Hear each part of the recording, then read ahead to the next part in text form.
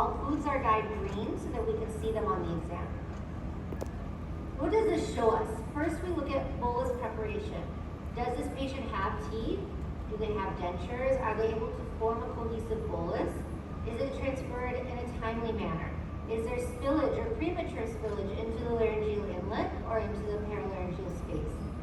Is the soft palate closed? Do we see entrance of green foodstuffs into the nasopharynx? Does the bolus propelled by the base of tongue adequately? Does the epiglottis evert? And then is there a whiteout? Really what we're looking to see is where is the residue? Is it in the molecular, paralaryngeal, or the esophageal inlet? And do we see signs of penetration or aspiration? When we've completed a FEES, we often move on to the transnasal esophagoscopy. T&E, as it is called, is indicated for patients who have chronic cough, residual fluid in the pharynx after FEES, globus sensation, dysphagia or dynaphagia, any unexplained weight loss, patients who feel as if they are coughing up food after swallowing, any history of GERD that is treated or untreated, and then in patients who have history of head and neck cancer and have been radiated. The transnasal esophagoscope is an important diagnostic tool when combined with laryngoscopy and FEES for a comprehensive exam. We have a working channel that allows us to do things like biopsy, laser, foreign body removal, dilation. It's a quick exam that takes only 5 minutes, and patients tolerate it quite well. It is a relatively new diagnostic technique, and by new I mean probably in the last 15 years or so. Features that make it very useful are the small diameter and the transnasal route, so you don't have to sedate the patient. It has a working channel. We also have the ability to insufflate or give air and open the esophagus, and we also have the ability to suction. So we adequately anesthetize the nose with lidocaine and oxymetazoline. We wait 30 seconds. And then once we put the cotton pledgets in the nose, we wait 3 to 5 minutes. We look at key landmarks, including the Z-line or the squamocolumnar junction at the junction of the esophagus and the stomach. There should be a serrated pattern showing 4 to 6 small tongues upwards of the esophagus and up to 5 to 3 millimeters wide. Indications for T&E include heartburn. There's a high specificity for positive pH tests and heartburn symptoms, but the sensitivity is low. Heartburn is often associated with bitter taste in the mouth. This can be treated empirically, but also it is important to visualize the anatomy before treatment. Extraesophageal symptoms, including chest pain, oropharyngeal dysphagia, chronic cough, hoarseness. So is the esophagus truly involved in these disorders? And the answer is yes, so it's important to examine that. In globus, it's also important to look in the esophagus. This lump or fullness in the throat has been associated with things like cricopharyngeal dysphagia, esophageal motility, esophageal webs, and diverticula. Chronic cough and throat clearing. The etiologies for chronic cough are wide and varied, including chronic rhinosinusitis, sensory neuropathy, GERD. The GERD pathophysiology causing cough includes microaspiration and esophageal tracheal bronchial cough reflex. My treatment for chronic cough includes assessing for all causes of chronic cough, including sinuses, lungs, esophagus. If GERD is suspected, we try empiric PPI for 1 to 2 months only. And if not improved, we do esophagoscopy and pH testing. The other tests we consider ordering include modified barium swallow, esophagram, and high-resolution manometry. And we'll talk about each of these. The modified barium swallow evaluates swallowing function from oral cavity to mid-esophagus in a dynamic manner. It gives us information that is different than FEES and transnasal esophagoscopy. Often we are able to diagnose hypopharyngeal bar or achalasia, epiglottic dysfunction, esophageal dysmotility, aspiration, penetration, and esophageal stricture.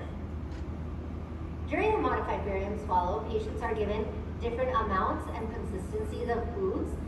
We start often with thin liquids and move on to honey thick, nectar thick.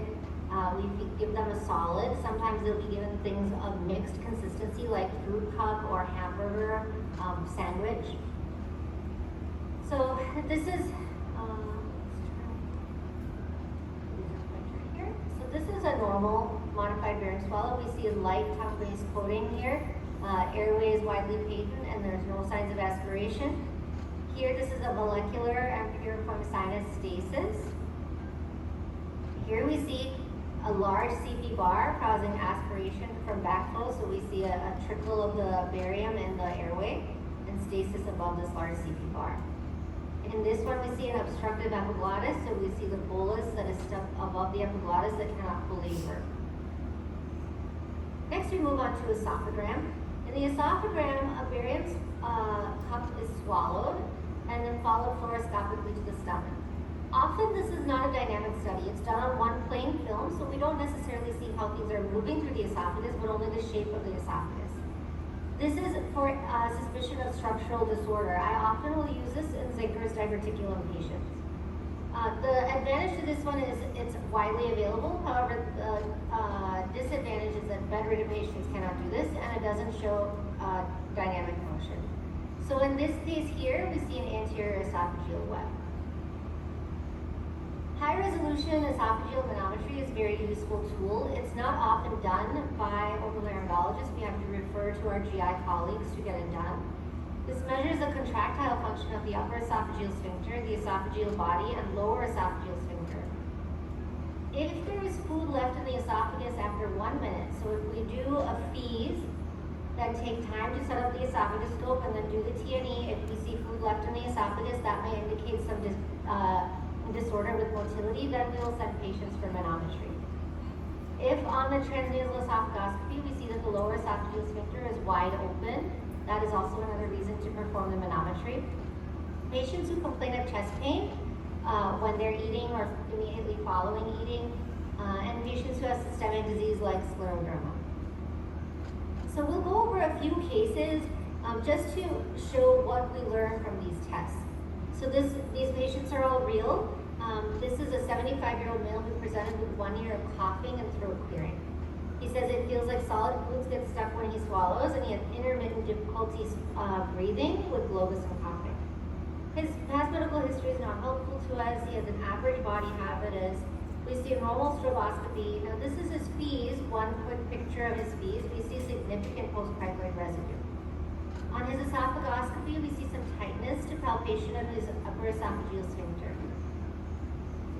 So this is what his laryngoscopy looks like. We see pooling of secretions and bilateral piriforms. On his modified barium swallow, we see some piriform sinus residue, and then we see this creature or this finding here. This is a cricopharyngeal bar here. Okay? So these are some examples. We've seen this one before. This is a typical cricopharyngeal bar appearance. It looks like almost like a finger poking into the lumen of the esophagus. So this is the operative findings. This is this patient's preoperative modified barium swallow. This is what we see in the endoscopic view in the operating room. This is the cricopharyngeal bar. Cricopharyngeal achalasia, or the CP bar, indicates poor compliance of the UES or pharyngoesophageal segments. This is reduced or absent opening during swallowing. This can, chronic UES dysfunction causes weight loss, aspiration, dysphagia, cough, globus, and the pharyngeal dilation and weakness can be seen on this modified barium swallow. There are many causes. Most of the time it's idiopathic. We do see it in patients that have been treated with radiation therapy previously. Many neurologic causes, including stroke, vagal nerve paralysis, striated muscle disorders, Parkinson's, polio. So options for treatment are three different options. Botox injection to the cricopharyngeus, dilation of this area, and then cricopharyngeal myotomy, or cutting of the muscle. We'll briefly touch on each of these. Botox injection was first described in 1994. It's chemodenervation, temporary muscle paralysis by inhibiting the presynaptic release of acetylcholine. Response rates reported in the literature vary from 43 to 100%. The dose reported in the literature varies from 5 units to 100 units. There's really no consensus. I don't actually do this for my patients for 2 reasons. One is that this is a temporary solution to a problem that's not going to get better, and most of my patients are very unhealthy. I really only want to take them to the operating room 1 time. And then secondly, because we have to reconstitute this with saline, it's a liquid. And we run the risk of dispersion into tissues where I did not inject them. So I don't like to take that risk. I don't often use Botox for the CP. Next option is endoscopic dilation. This has been done since time immemorial, since the 17th century. We use bougie dilators or balloon dilators. There are many different kinds. This is really a temporary procedure for the non-fibrotic UES.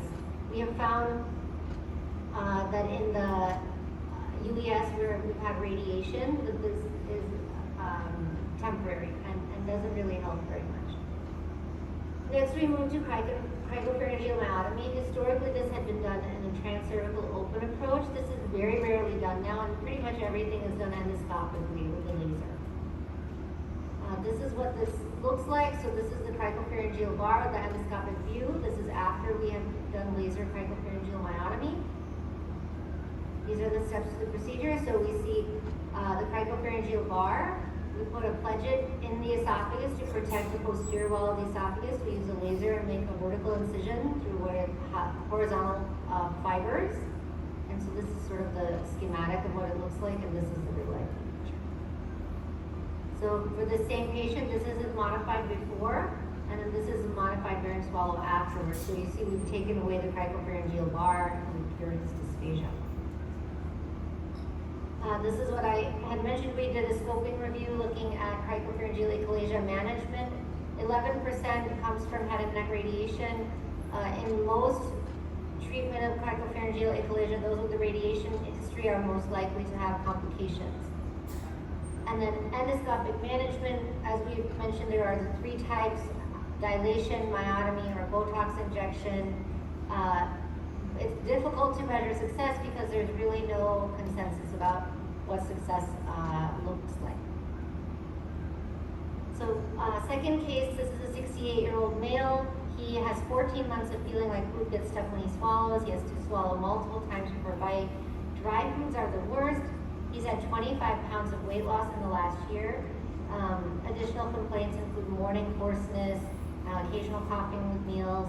His past medical history is very important to note that he had anterior approach to the cervical spine with fusion 2 years ago. He has significant C-spine deformity. So this is his fees video.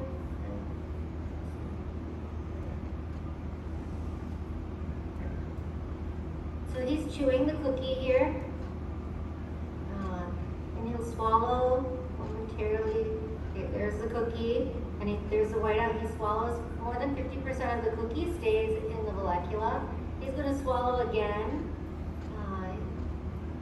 here, and then the cookie goes down. And so this is exactly what this patient is complaining about, that it's taking him multiple swallows to get food to go down. Meals are taking a long time. But what we notice here is that because of the prominence of his posterior pharyngeal wall, there's hardware back there. The epiglottis doesn't fully evert. It doesn't have room to evert. So fullness of the posterior pharyngeal wall, epiglottis cannot evert. So this is what we call epiglottic dysfunction. He has a stiff epiglottis and narrowing of the pharynx. We see this in elderly people, people who've had radiation to this area, people with bad cervical osteophytes in this patient. So food collects in the vallecula after swallowing. It spills into the laryngeal inlet. We get globus, cough, throat clearing, and these patients are at risk for aspiration. We've written about this in the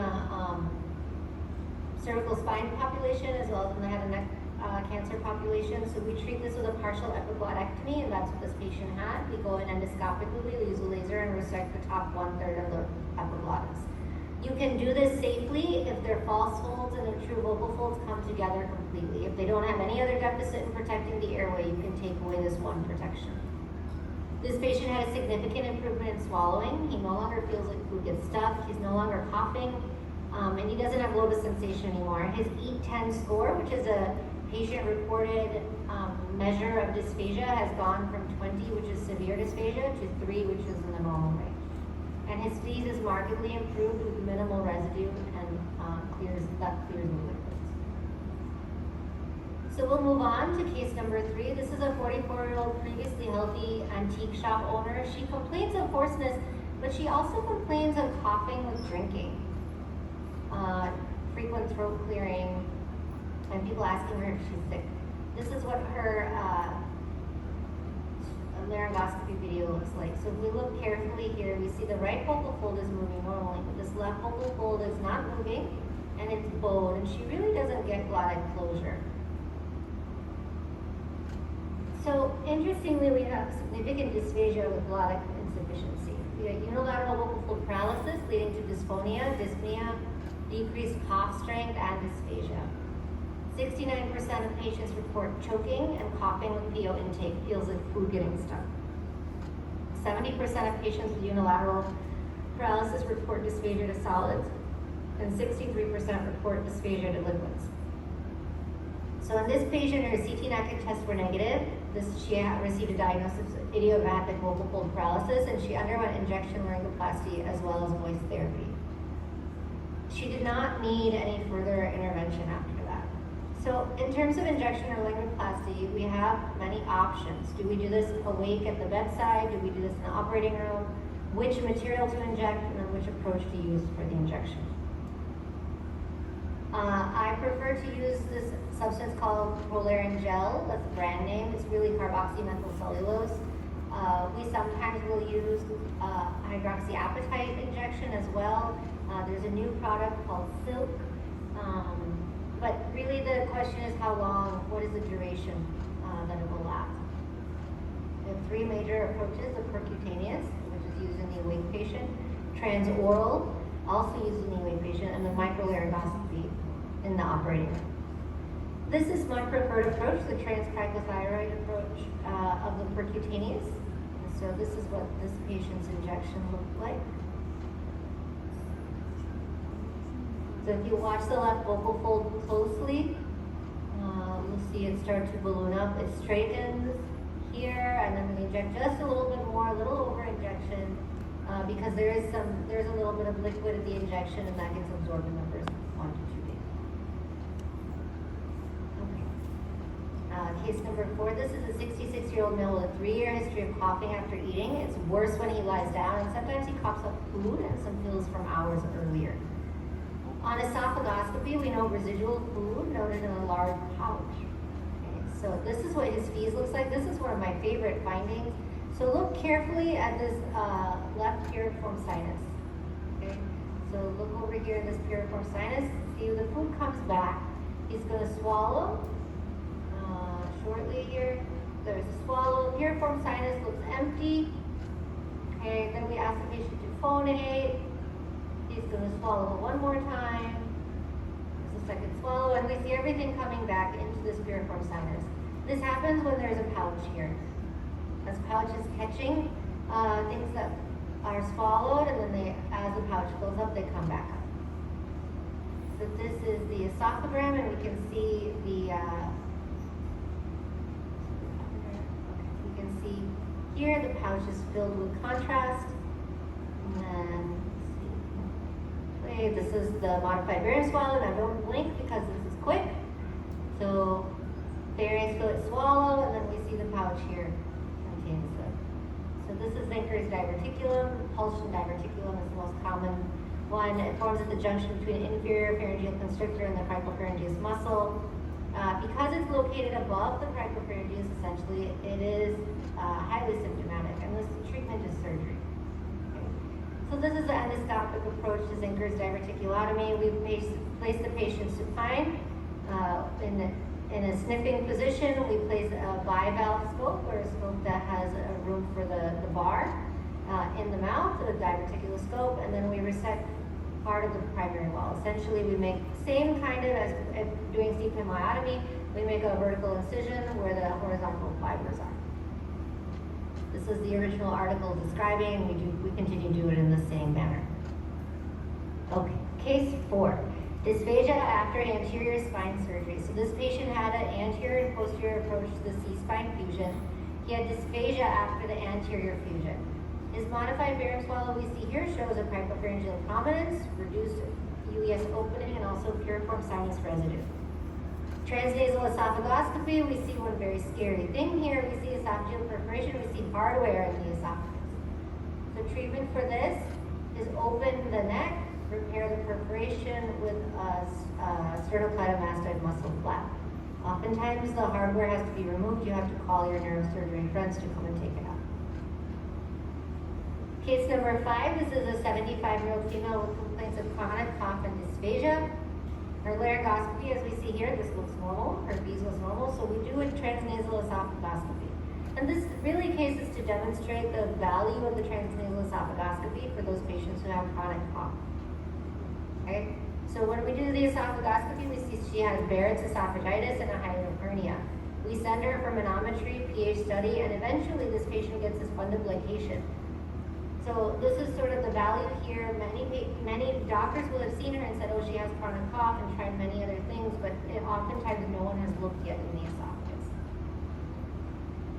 Case number 6, and this may be the last one, 69-year-old female with 3 months of dysphagia accompanied by cough. She says food gets stuck in her mid-chest, causes her to have big coughing fits that can last several minutes.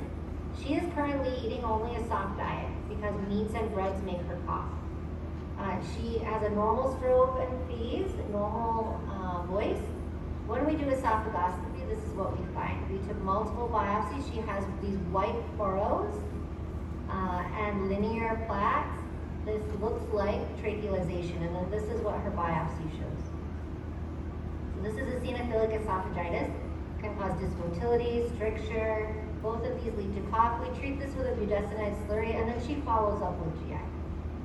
Okay, one more. This is a 72-year-old female with a history of scleroderma. She has several months of worsening dysphagia, complaining of food getting stuck in her throat, feeling tightness. She takes small bites, chews carefully and slowly. She has 20 pounds of weight loss, so this is a red flag, often regurgitating after eating. It's important to note she has scleroderma that's not currently being treated. So she has skin changes, she has an abdominal hernia. Her stroke and fees are normal. So we do an esophagoscopy, and this is what we find. She has food retention greater than 1 minute after the fees, so this implies dysmotility. But we also see a ring. We see a stricture, Schatzky's ring in her esophagus. And this is what her esophagram looks like as well. So we can dilate this PRN. We can technically redo it in the office or in the operating room. I prefer to do in the operating room. In office dilations, I really only do for total laryngectomies. But this can be caused anastomotic stricture, radiation, pill-associated, and they will often complain of dysphagia, heartburn, feeling like food gets stuck. So in conclusion, and I know this was brief, I tried to stay within the time, but oropharyngeal dysphagia is responsible for a wide variety of complaints: cough, globus, feeling like something's stuck, regurgitating. In my armamentarium, the fees and the T&E are probably my favorite tools for use in the office setting and the workup of dysphagia. Endoscopic CP myotomy and esophageal dilation are a few of the approaches that we use to treat these patients.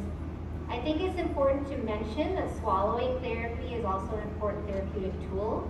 And swallowing plays a significant role in quality of life, ability to socialize. If you think of all of our holidays, all of our celebrations, they all revolve around food.